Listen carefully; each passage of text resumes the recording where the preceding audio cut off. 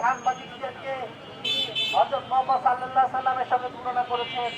আমরা অবিলম্বে তার বিরুদ্ধে ব্যবস্থা নেব, আমরা মামলার আশ্রয় নেব, আমরা এই আমির হামজাকে এই কুষ্টিয়া থেকে বিতাড়িত করব।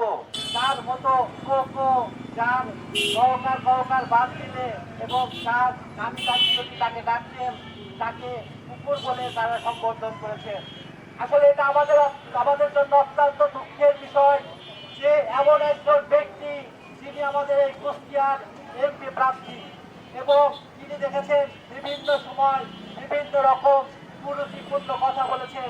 তিনি শুধু তাই না, তিনি এমন রকম কথা বলেছেন যে জান্নাতের টিকিট বিক্রি করার মতো কথা বলেছেন।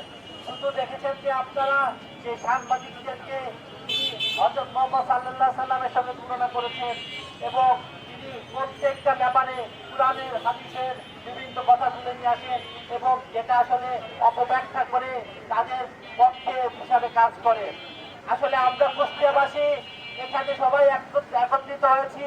গতকালকে আমরা যখন দেখেছি যে এই আমির হামজা নামক কুলাঙ্গার যে এই কুষ্টিয়ার যে পরিবেশ নষ্ট করছে, সে সারা বাংলাদেশে যে আমাদের কুষ্টিয়ার যে নাম সেটা বদনাম হিসেবে সৃষ্টি করেছে, সেই আমির হামজার সেই বক্তব্য শুনে এমন কেউ নাই যে কষ্ট পায়নি, যে তারপরে রাগান্বিত হয়নি।